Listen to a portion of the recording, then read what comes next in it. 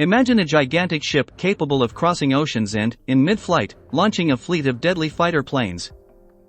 The distance a seaborne aircraft carrier covers in days or weeks, its airborne brother could cover in a matter of hours, easily penetrating deep into enemy territory.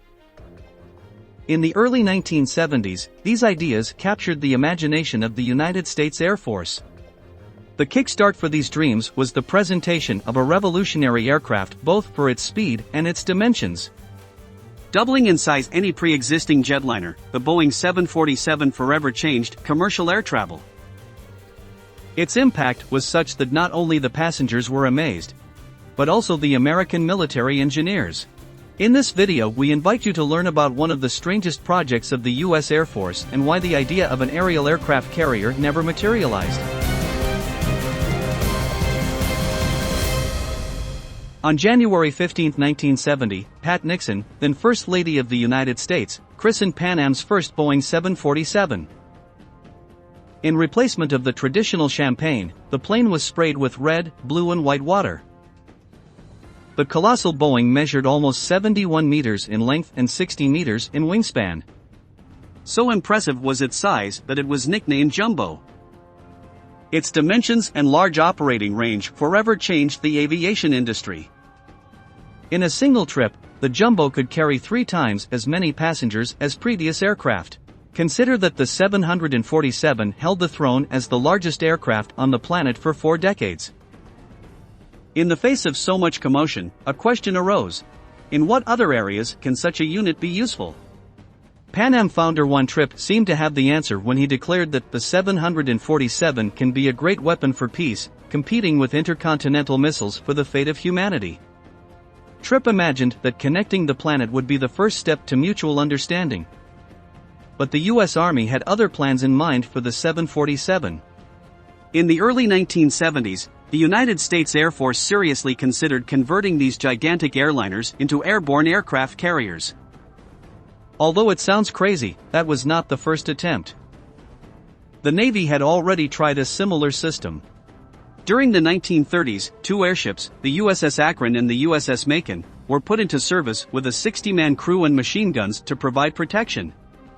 Each unit had a hangar and could store up to 5 small ships that were called parasites. The concept was good, but not so the airships, which were destroyed in climatic accidents after 3 years. The United States continued to experiment with similar ideas, even considering the possibility of different types of bombers carrying between 1 and 2 minifighters in the bomb bay. Other more daring designs proposed attaching 2 fighters to each wing of the bomber, which seriously hampered maneuverability. The design of these small ships was terrible and really dangerous for the pilots. After several trials, this idea was also discarded. Before continuing, we want to ask you, do you know of any similar aerial project carried out by another power? Leave us your answer in the comment box. As we can see, the air carrier was not a totally new concept, only that up to that point the predecessors of the 747 did not have the necessary technology. The Boeing, with its massive size and range, seemed like the answer to years of trial and error, but how did they plan to turn that passenger plane into a flying hangar? According to declassified Boeing documents, up to 10 combat aircraft called microfighters would be stored inside the pressurized section of the 747. Each would be suspended by a mechanized conveyor line that, at launch, would position the planes over one of 2 takeoff gates. Once there, the space is sealed and depressurized, the plane descends until it is outside the 747 and from there it begins its mission. According to Boeing calculations, each air carrier could have 2 fighters ready in just 18 seconds. If necessary, the fighter jets could return to their mothership for both refueling and weaponry. Also, according to Boeing, in 10 minutes a fighter could be ready to return to action. With so much interior space, the 747 could have an area reserved for spare parts and emergency fuel, as well as accommodate a small team of 44 crew members tasked with maintaining both the fighters and the giant Boeing. This included a seating area and a small central cabinet. At first glance, it seems impossible to store such a large amount of weapons within the same ship. But the project engineers were convinced that it was feasible. The problem was not so much in the capacity of the 747, but in the fighters, which had to be downsized. With a wing length of about 5 meters and just 1/3 the weight of a conventional fighter jet, the microfighters would employ two 20mm cannons and air-to-air missiles or bombs. The question was whether such a slimmed-down design could stand up to the Soviet MiG-21s. The advantages of the airborne aircraft carrier were obvious. The United States Marine carrier fleet was truly formidable and could transport ships to every corner of the planet, but their voyages lasted several weeks. An air carrier would have the ability, in a few hours, to penetrate continental territories and deposit combat aircraft in regions of great tactical importance.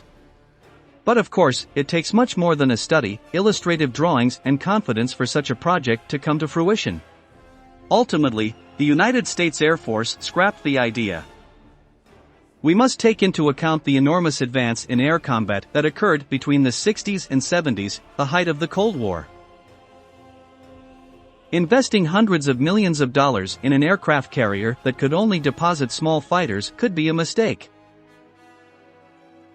After all, what would be the use of depositing 30 ships of lesser capacity in a well-defended enemy territory? The closest thing to an aerial aircraft carrier are the ships that function as a takeoff point for drones and unmanned ships.